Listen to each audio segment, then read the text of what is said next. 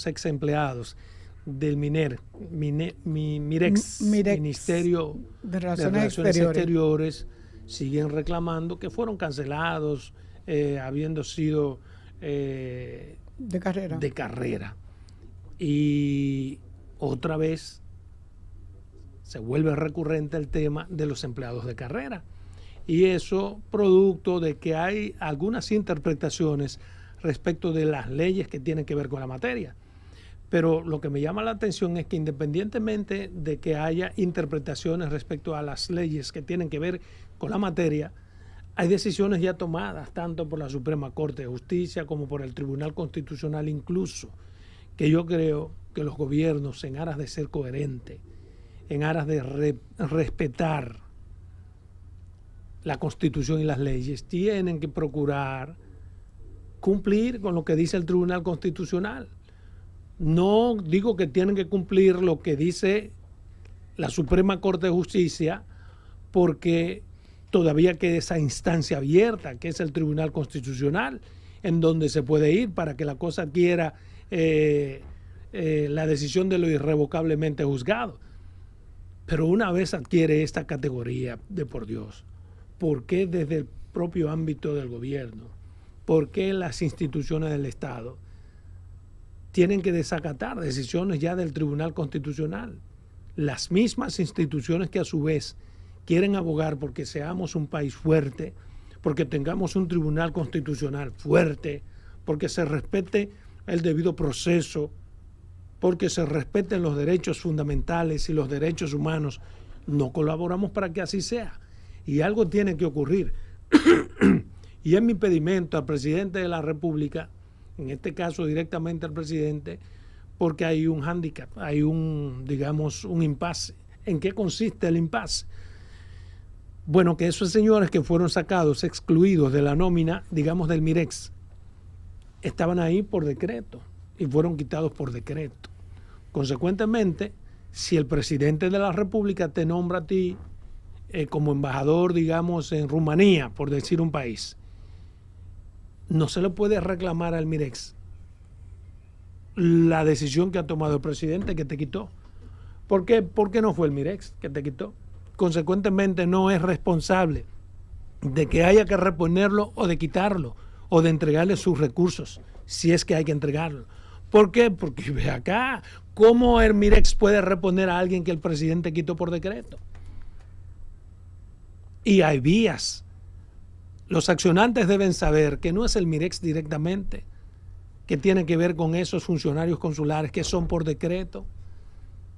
Hay un impasse que tiene que quedar claro más allá de cualquier duda razonable respecto a cómo se aborda, cómo se llega a funcionarios de carrera. La ley, que es del 64, estableció un antes y un después y dijo que iban a ser de carrera aquellos que tengan más de 10 años en el Cuerpo de Relaciones Exteriores. Pero entra entonces un proceso interpretativo en algunos ámbitos. ¿Cuál? En el que en el protocolo para ser de carrera se establece algo que no dice la ley, y es que te exige unas ciertas condiciones no establecidas en la ley. Pero si se quiere interpretar, hay que saber que un protocolo no mata ley y que el protocolo no es más que algo que se hace, se orquesta para llevar a cabo la materialización de la ley. Consecuentemente, lo que hay que partir es de la ley. Pero como el protocolo dice, por ejemplo, tiene que someterse a una evaluación cada cierto tiempo, probablemente ese protocolo esté bueno para los que vengan después de ahí. Pero cuando se tomó la decisión, no decía que era necesario. No era necesario someterse a una evaluación para continuar en el Mirex. Y ha pasado en otras instituciones que no son el Mirex, en las que hay empleados de carrera. Consecuentemente, es cuestión de que yo a veces no entiendo cómo es que desde la administración pública hay sectores que no quieren entender que los recursos no son de ellos, sino que son de todos.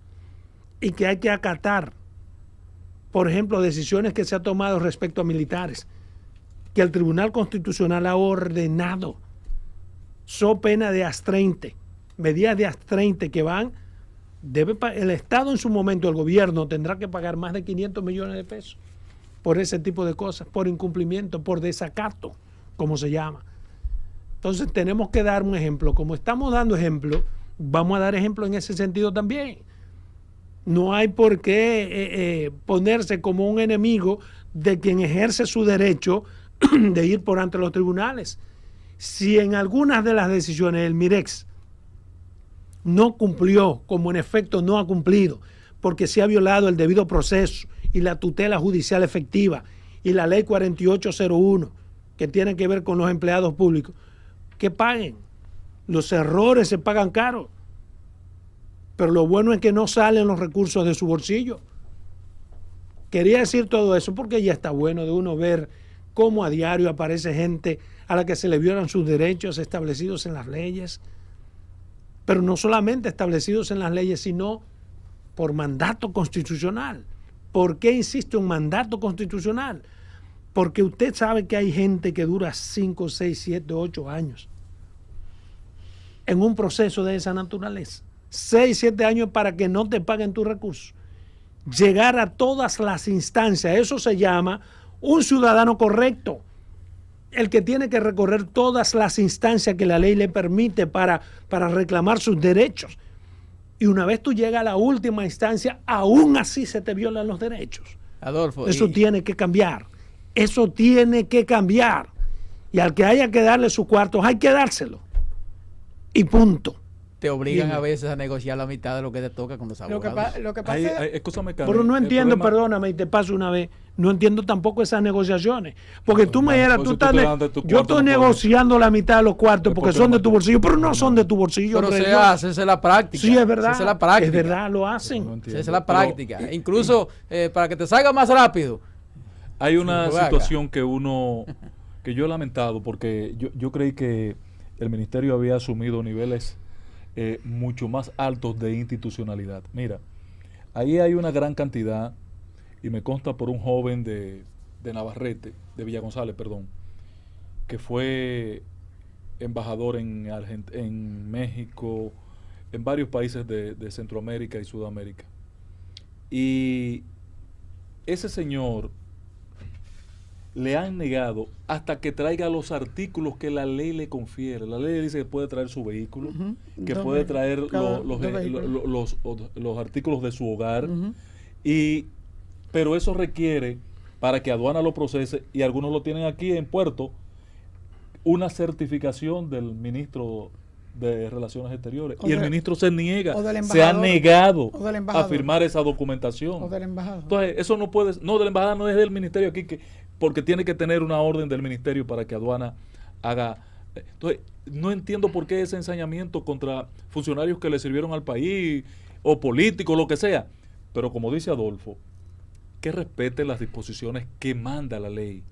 Eso es fundamental en este país si queremos lograr niveles de institucionalidad. Lo que yo quería... La carrera, y tú lo decías una vez, y es bueno que la gente lo entienda, porque tú seas de carrera no significa que no se te pueda cancelar. Se te puede cancelar. Lo que hay que cumplir con... Pero... lo que establece la ley. Sí, pero hay una confusión. Hay una confusión. Incluso si tú cometes algunos errores, algunas faltas, también está establecido. No, porque son tres faltas graves. Por cualquiera de los dos vías, porque me convenga al gobierno cancelarte a ti, o porque tú hayas faltado y haya que cancelarte. Pero te voy a decir algo. Con relación a lo que habla Adolfo, con lo que se refiere a Adolfo, es muy diferente a lo de carrera del Ministerio de Administración Pública. Sí. Son dos cosas muy distintas, que pero la gente tenga eso, porque los diplomáticos que están en carrera, que pueden estar en carrera son aquellos en carrera diplomática, no es en la carrera, claro. Es en carrera diplomática, que después de 10 años no deberían de ser removidos de su lugar de trabajo. Pero sin embargo, si el presidente hace un decreto, yo creo que no hay ninguna oposición para lo mismo. Que el presidente no puede, no puede quitar un empleado de carrera.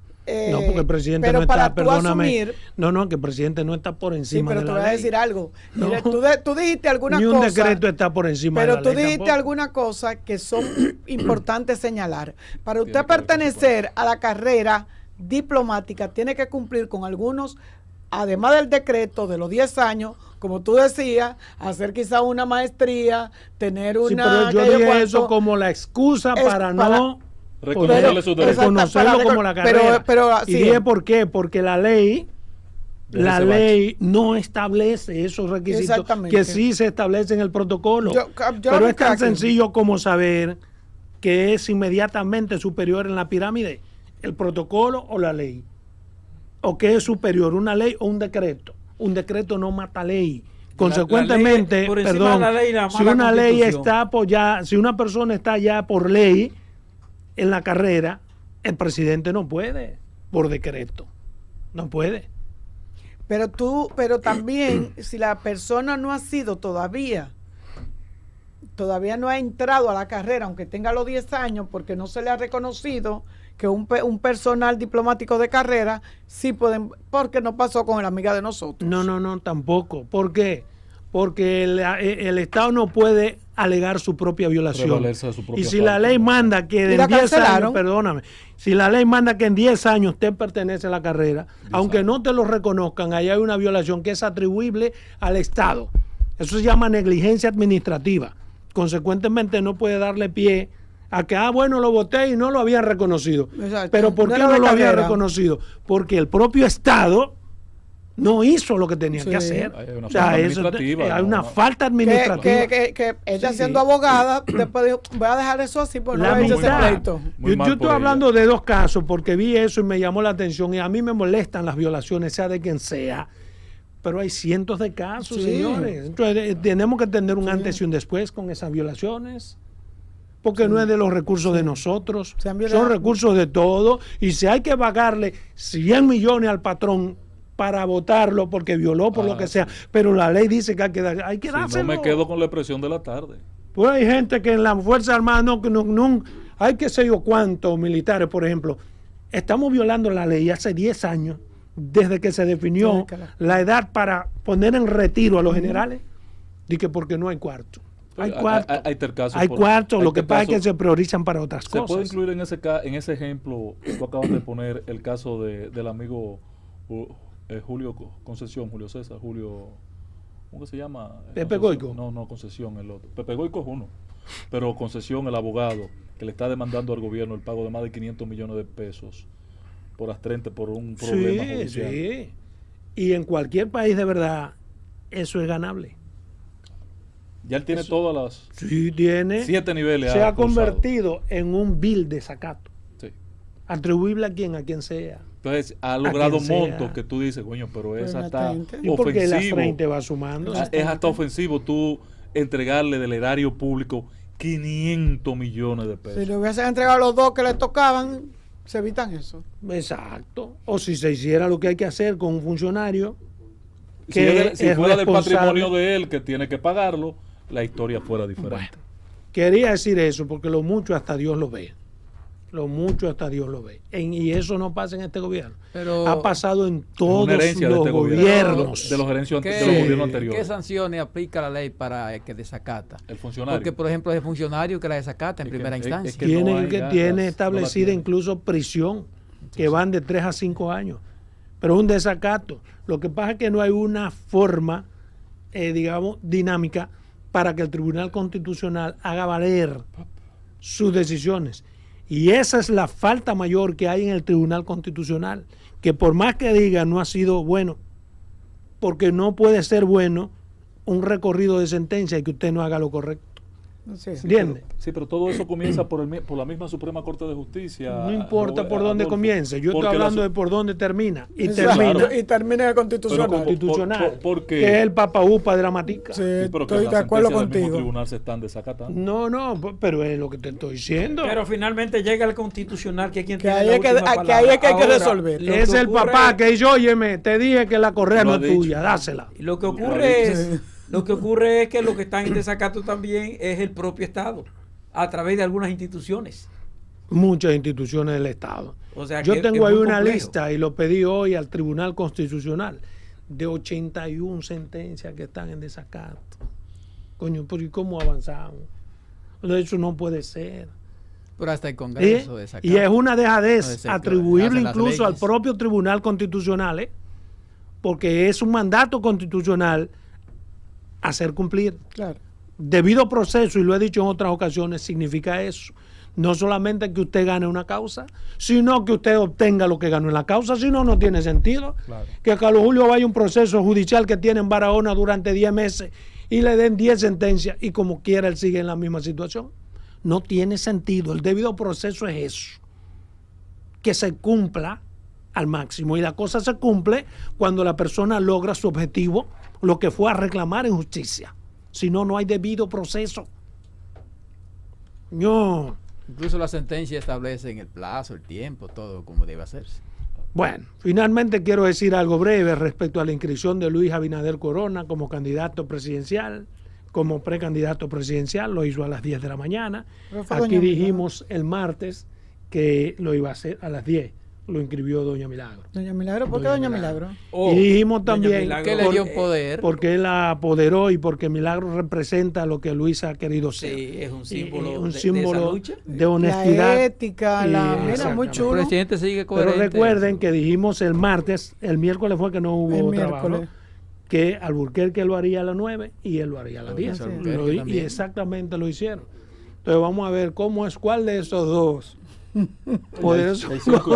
No, es que dijo algo importante, algo primero, interesante. Guido se inscribió primero. Claro. Él dice que va a apoyar que resulte ganador. Wow. ¿Quién dice? Bien, Alburquerque. Eso es la democracia. ¿Cómo Entonces tiene que tenemos ser? 5 precandidatos Pero en además, la imagínate. primaria interna del PRM. ¿Cuáles son? Está la señora Ortiz, Se ¿Quién es inscribió. esa señora? ¿Quién es? está Guido, Ortiz, está Luis, está Ramón, y hay un tercero, hay un quinto. Ese se ve que va a sacar mucho voto el quinto. Porque ni Sí. tú sabes quién es. Se va a quedar- Llévame. El quinto va a quedar en el centro.